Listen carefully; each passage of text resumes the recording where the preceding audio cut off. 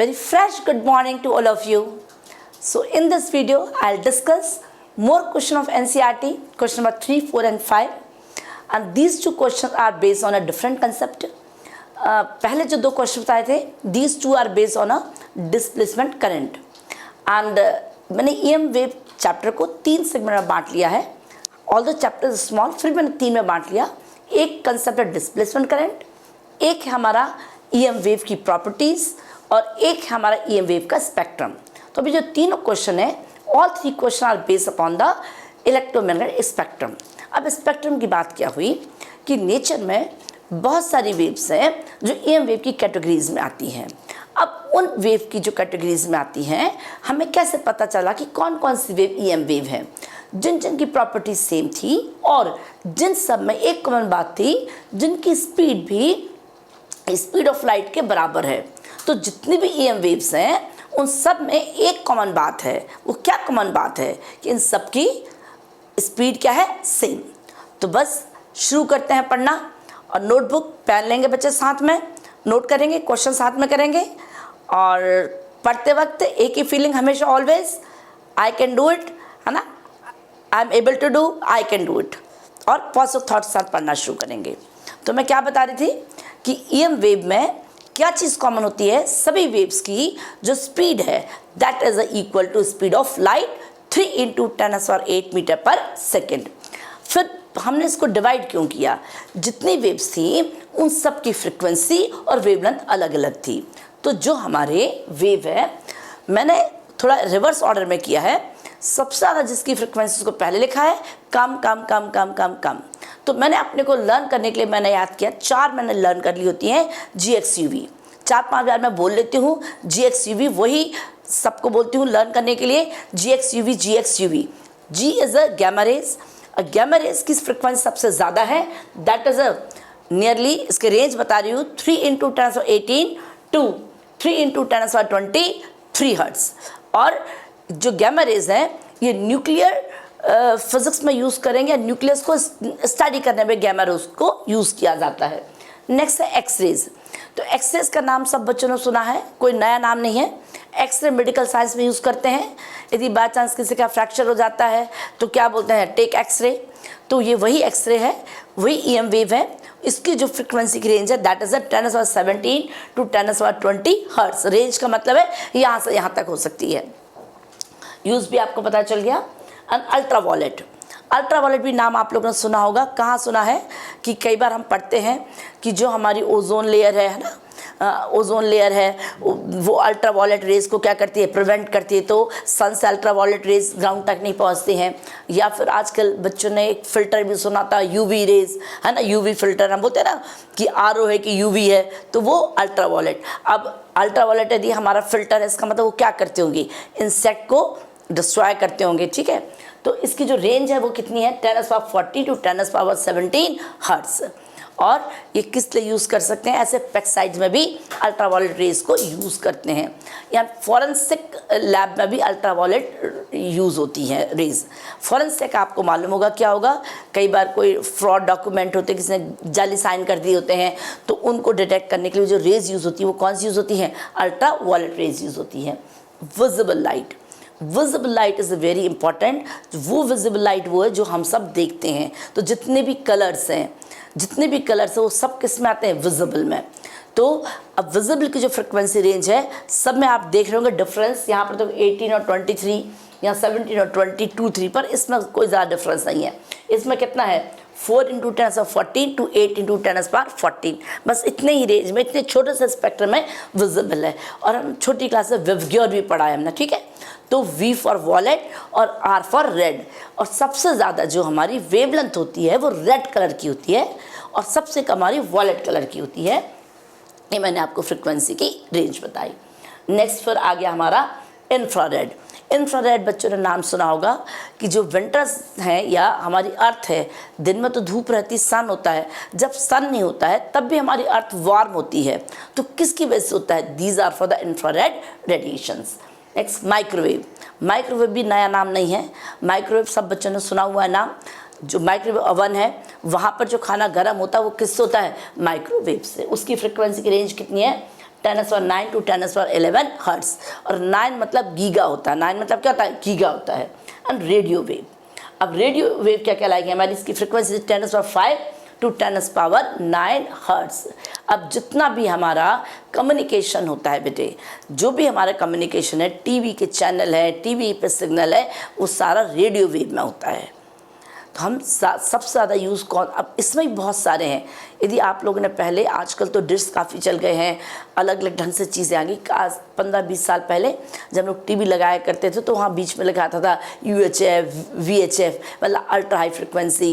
अब इसमें भी बहुत सारे डिविजन्स होते हैं, ultra high frequency, very high frequency, very small frequency, पर उतना हमारे सिलेबस में नहीं है, तो हमें इतना ही याद करना है। अब जैसे भी आपने अपना तरीका बनाना, आप याद कर सकते हैं। मेरा अपना तरीका है, मैंने 4 का याद किया, GX UV, तो ज़्यादा हमारे क्वेश्चन ड्यूल नेचर में भी ये कंसेप्ट आ जाता है। फिर IMH कर लेना, कोई नोटेशन बना लो, जैसे भी आपने बनाना चाहें। अब जिसकी फ्रिक्वेंसी सबसे ज़्यादा है उसकी वेवलेंथ सबसे कम होगी। आपको अच्छे से मालूम है क्या रिलेशन था हमारा, C = λ/ν। न्यू V मत पढ़ना इसको, it is a symbol of frequency, notation of frequency. और काफ़ी जगह मैं यहाँ पर F लिख देती हूँ ताकि बच्चों को कन्फ्यूज़न ना हो। F is a frequency, C = अब आप यहाँ एक चीज़ समझ सकते हैं कि जिसकी फ्रिक्वेंसी ज़्यादा है, C वाली वैल्यू तो क्या है, C है स्पीड ऑफ लाइट, है ना, और speed of all EM wave, ये वैल्यू हमारी फिक्स है, 3 × 10⁸ मीटर/सेकेंड है। तभी जिसकी F ज़्यादा है तो जाहिर सी बात है कि उसकी वेवलेंथ क्या जी कम, तो जिसकी जितनी ज़्यादा फ्रिक्वेंसी उसकी उतनी कम वेवलेंथ। अब यदि गैमा रेज की बात करते हैं तो इसकी जो वेवलेंथ है that is less than 10⁻³ nanometre, और नैनो वर्ड का मतलब कितना होता है, नैनो = 10⁹ मीटर। अब और जो एक्सेस, तो कई बार क्वेश्चन पूछ लेते हैं 1 एंगस्ट्रॉम दे दिया, तो 1 एंगस्ट्रॉम का मतलब हो गया 10⁻⁻10, वो किसकी वेवलेंथ होगी, एक्सरे की। तो एक्सरे की रेंज कितनी वेवलेंथ की, 1 नैनोमीटर टू 10⁻³ नैनोमीटर, और बोल सकते हैं 10⁻9 मीटर टू 10⁻12 मीटर। अल्ट्रावायलेट की इससे थोड़ी ज़्यादा, ये वाला हमारा क्या वेवलेंथ क्या रहा, increase, 400 nanometre to 1 nanometre visible, 700 nanometre to 400 nanometre visible हमारा बहुत काम में आता है। तो मैंने कैसे करके याद किया है, जो विजिबल रीजन है उसकी जो वेवलेंथ है ये होती है हमारी, रेड की सबसे ज़्यादा होती है 7800 एंगस्ट्रॉम। जो वॉलेट कलर है, कहीं कहीं थोड़ा बहुत वेरिएशन भी है, किसी से बुक में 8000 लिख दिया होता है, कहीं कहीं 7600 लिख दिया होता है, तो बहुत ज़्यादा परेशान मत होना। 36 एंगस्ट्रॉम, कहीं कहीं बुक में इसको 8000 लिखा है, 8000 एंगस्ट्रॉम, इसको 4000 एंगस्ट्रॉम लिखा है। पर जब भी आपको क्वेश्चन आएगा तो आपको क्लेरिफाई मेंशन की होगी किसकी, पर हमें याद क्या रखना है किसकी ज़्यादा है। रेड कलर की वेवलेंथ सबसे, इन दोनों में, रेड और वॉलेट में, नॉट सबसे, विजिबल रीजन में, I am talking about the visible region. तो विजिबल रीजन में जो रेड कलर है उसकी वेवलेंथ हमारी ज़्यादा होती है वनस्पत किसकी, वॉलेट कलर की। नेक्स्ट इज इंफ्रारेड में 1 millimetre to 700 nanometre, and microwave 1 metre to 1 mm, radio में मोर देन 0.1 मीटर। तो वेवलेंथ हमारी ऐसे चेंज होती रहेगी। तो अब एक ही चीज़ समझ आ गया, सबका स्पेक्ट्रम समझ आ गया, किसकी फ्रिक्वेंसी ज़्यादा है किसकी कम है, ये लर्न नहीं करना है। तो अपना आइडिया बना लिया करो कि 2-2, 3-3 का डिफरेंस आता है और चीज़ें लर्न हो जाती हैं, ठीक है। कि जैसे मान लो आपने गैमा लिया, तो गैमा का क्या 1823 है, तो एक्सरे कितना आ जाएगा, 7-20 आ जाएगा। अल्ट्रावायलेट, बस इसमें मेन चीज़ जो याद रखनी, विजिबल में हमारा 3 का डिफरेंस नहीं आएगा। विजिबल कितना, 4 × 10⁻14 टू 8 × 10⁻14, बाकी में 2-3 फ्रिक्वेंसी रेंज का डिफरेंस है ही है। तो एक चीज़ पक्का समझ आ गया कि जितनी भी EM वेव हैं, all the EM wave have same velocity, same speed, that is equal to speed of light in a vacuum, 3 × 10⁸ meter/second, 3 × 10⁸ meter/second. Now अब मैं क्वेश्चन स्टार्ट करती हूँ। The question is what physical quantity is same for X-ray wavelength। देखो मैं पहले बताया था x ray की वेवलेंथ कितना दे दिया है 10⁻10 मीटर, या क्या बोल सकते हैं 1 एंगस्ट्रॉम। कई बार क्वेश्चन में पूछ लेते हैं, डायरेक्ट कराने के लिए आ जाते हैं। रेड लाइट ऑफ वेवलेंथ, और रेड लाइट है जिसकी वेवलेंथ 6800 एंगस्ट्रॉम है, एंड रेडियो वेव और रेडियो वेव है हमारी जिसकी वेवलेंथ है हमारी 500 मीटर। अब विच क्वांटिटी सेम, इन सब की स्पीड क्या रहेगी, सेम।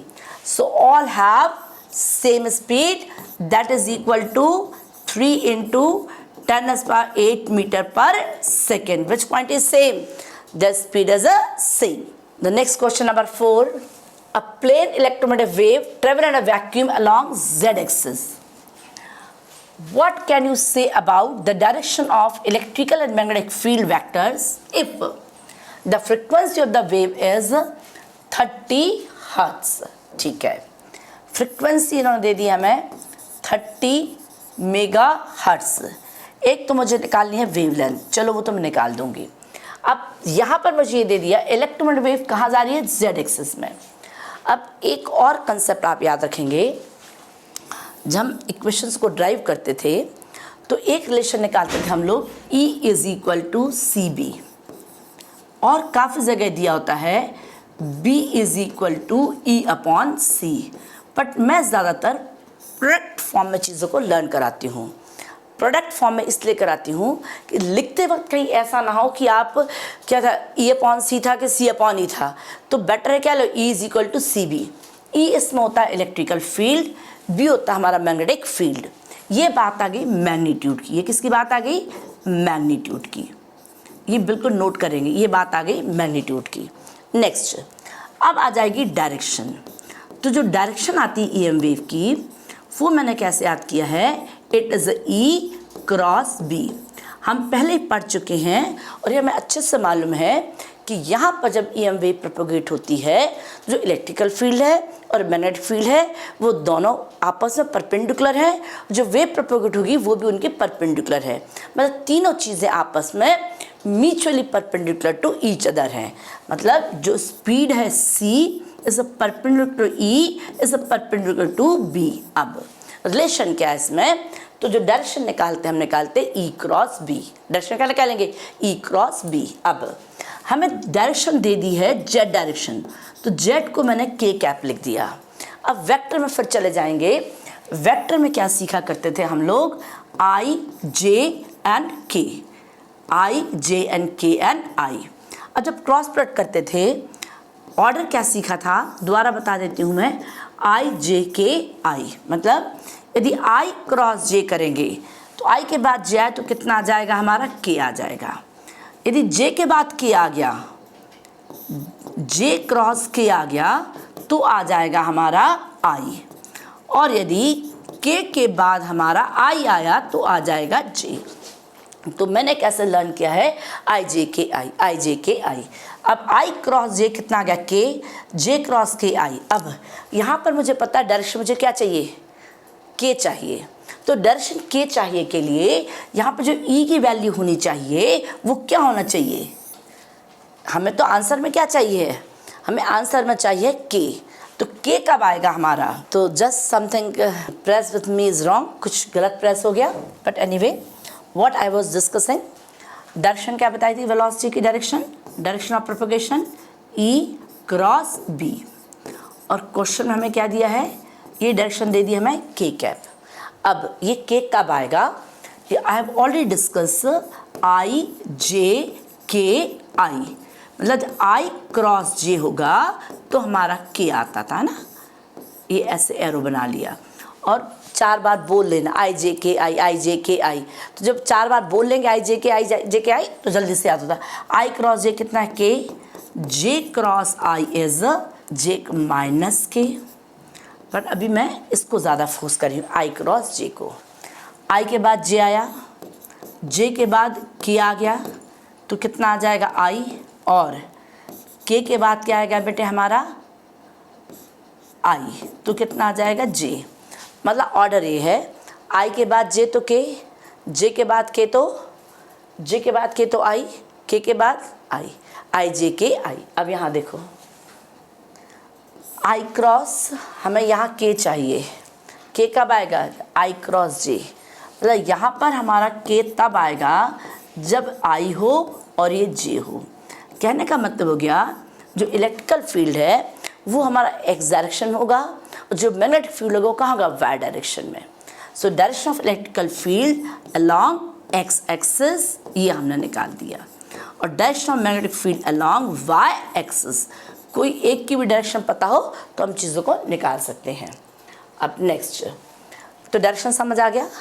नेक्स्ट था वेवलेंथ। फॉर्मूला क्या था, c is equal to lambda F, lambda is equal to simple सा है c कितना है, speed of light 3 into 10⁸, f कितना 30, मेगा मतलब 10⁻6, तो 6 और 7 0 चले गए, 10 रह गया और 3 चला गया, तो लैम्डा आंसर आ जाएगा 10 मीटर।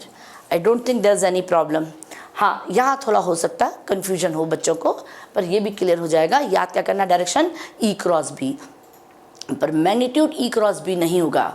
मैग्नीट्यूड का क्या बताया हमने, E is equal to C B, this is for magnitude calculation, it is only for the direction, it is only for the direction.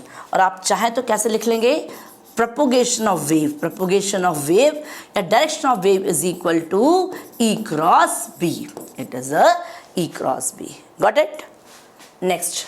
The next question is, a radio can tune to any station 7.5 megahertz to 12 megahertz band. What the corresponding wavelength band? बिल्कुल simple सी बात है, दो wavelength निकालनी है। क्या relation था, जल्दी से पुट कर लेंगे वैल्यूज़। क्या दिया है हमें, frequency f1 7.5 megahertz, f2 12 megahertz. Relation क्या था, गुड गुड गुड, रिलेशन क्या था, c is equal to lambda f, lambda 1 कितना आ जाएगा, c upon f1, lambda 2 c upon f2, बस पुट ही करना है। Lambda 1 is equal to c 3 into 10⁸, wavelength 7.5 into 10⁻, megahertz से बेटे है ना, मेगाहर्ट्ज़, मेगा मतलब 6, एक 10 यहाँ कर दिया, यहाँ से 6 से कितना आ जाएगा हमारा 10⁻², 10⁻² को मैं 100 बना लेती हूँ, 25 से 3 75, 25 से 4 और 3, तो लैम्डा आ जाएगा 40। थोड़े से कैलकुलेशन याद होनी चाहिए, कुछ वैल्यूज़ के लर्न कर लेना चाहिए। 25 4 100 तो जल्दी से कट जाता है। नेक्स्ट कितना है 12, 3 इंटू 10⁸, तो स्पीड 12 मेगा मतलब 10⁻6, 6 से कितना आ जाएगा, अगेन 100 कर देती हूँ मैं, 3 से 4 आ गया, 4 से 25 मीटर, और मीटर सारी यूनिट ऐसा ही थी। क्लियर, सिंपल वैल्यू पुट करनी थी। एक ही फॉर्मूला याद है, c इज इक्वल टू, और दी फॉर्मूला नहीं याद रहता आपको, फॉर्मूला ही भूल जाते हो कि फॉर्मूला क्या है, तो और आसान तरीका देखो। 11th क्लास में क्या करते थे, स्पीड इज इक्वल टू करते थे आप लोग distance upon time, distance upon time. अब जब मैंने एक वेव की बात कर दी, तो जो वेव है एक साइकिल में जितना डिस्टेंस ट्रेवल करती है उसको क्या बोलते हैं, लैम्डा, और जितना टाइम लेती है एक को करने में उसको क्या बोलते हैं, टी। स्पीड v बोल दिया है, डिस्टेंस जगह लैम्डा आ गया, टाइम की जगह t आ गया, और t और f का रिलेशन पता है, t is 1/t is equal to f, तो v is equal to lambda f। तो अब स्पीड की बात है लाइट की, तो c आ जाएगा लैम्डा f, और कुछ नहीं है। यदि नहीं आता है तो बिल्कुल बेसिक, बिल्कुल ही भूल गए तो तुरंत निकालो, वैसे इतना भूलना नहीं चाहिए 12th क्लास के बच्चे आप। ओके बच्चों, then next question 6 7 8 I will do in the next video. So if you like the way you study well, और अच्छे से मेहनत करेंगे और मेरे चैनल को लाइक और सब्सक्राइब भी करेंगे। ओके, थैंक यू बच्चों, and good luck, all the best.